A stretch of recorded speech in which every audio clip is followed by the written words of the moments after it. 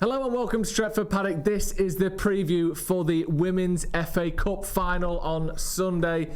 Manchester United take on Tottenham. What a mouth-watering clash. We're joined by Conor and Jess from All for United WFC. How are you doing?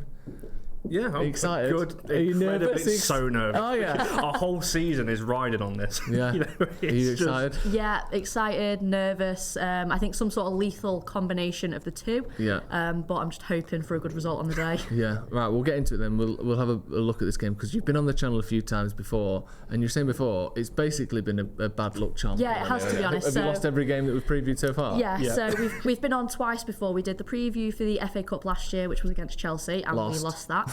Then earlier this season we came on for the preview of the Manchester derby, and we then lost that quite badly, really. Yeah. So here we are, and if we do not turn this look around, I will not be coming back. This will be the last one, won't it? This will be the last one. Yeah. Just let's have a look at the season as a whole. We'll look at certain players. We'll look at the game. Of course, the FA Cup final I think is probably the flagship fixture in the women's football calendar. As far as it's the first game I remember back in the day, it was Arsenal winning every single year.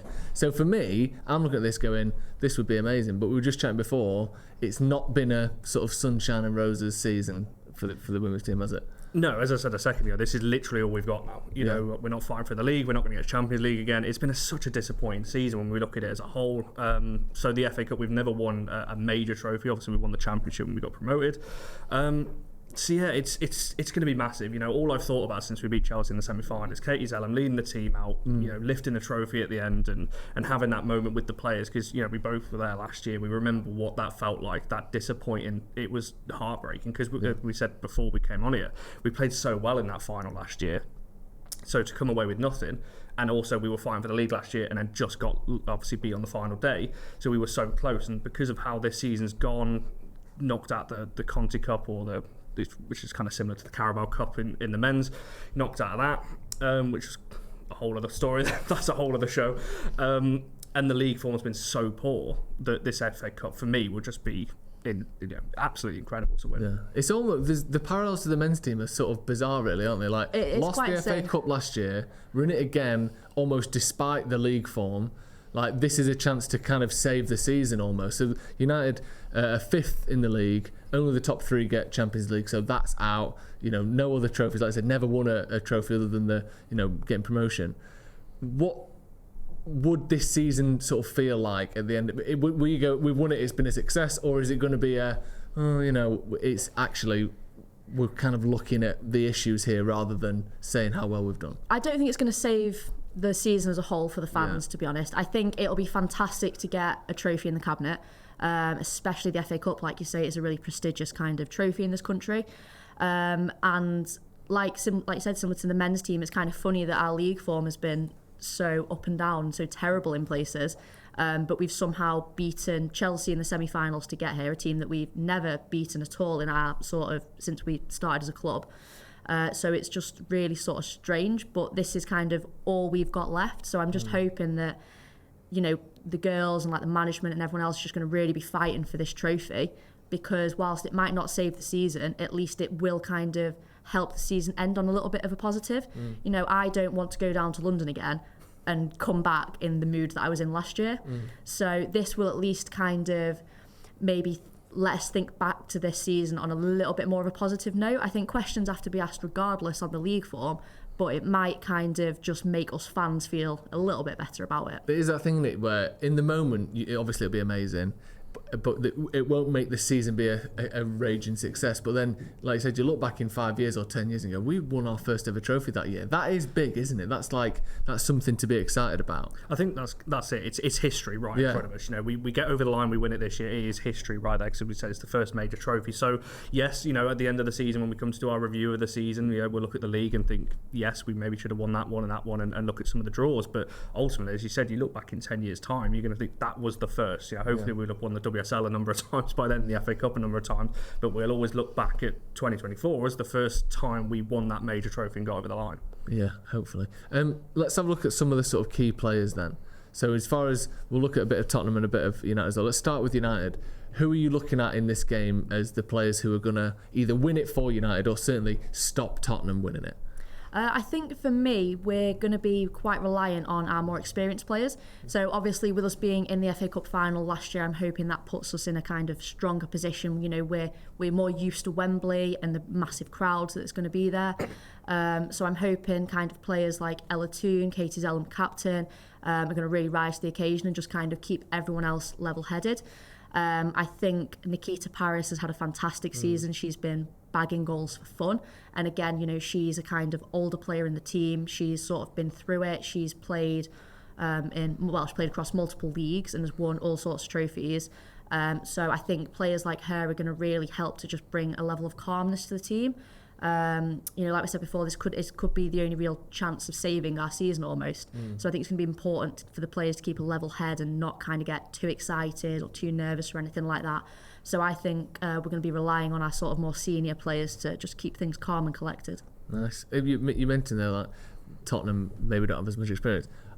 Are they like the sort of men's team where they just never win anything? I'd love it if it's just like Tottenham is almost like an adjective to describe a team that is good but never actually wins anything. Whether it's men's, women's, kids, whatever, it's just a plague that plagues the whole club. I mean, they're similar to us in terms of their story, you know, relatively new and kind of coming up at the similar time as well. But I think that's the thing with this FA Cup final, different to last year, there will be a brand new winner. Neither side have ever won this before, right, or you know, that kind of trophy. So whoever wins, you know, from obviously we're hoping it's going to be United, but you know, from I guess a neutral point of view, if Spurs were to go on and win it, that's a massive story for them as well, similar to United. So yeah, I think they're in the kind of position that we were last year. Last year we had nothing to lose. We were going in against a team at Chelsea at the time. We'd never beaten them.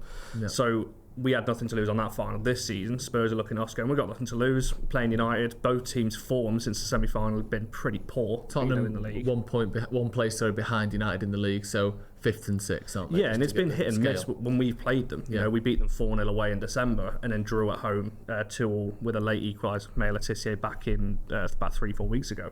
So, as I said, the league form for both teams since the semi-finals have been all over the place. You know, United have won, beat Leicester, drew to Spurs, lost to Liverpool. Spurs have drew all 3. So, you know, I think both teams are just looking at that final, you know, all eggs in the basket kind of thing, and just looking ahead to that one. And if people are watching who maybe don't watch a lot of the Women's Super League, who are you looking at as the sort of the danger players for Tottenham? Who are you thinking, right, they're a worry? I think Beth England, so the Spurs captain, is going to be a big one.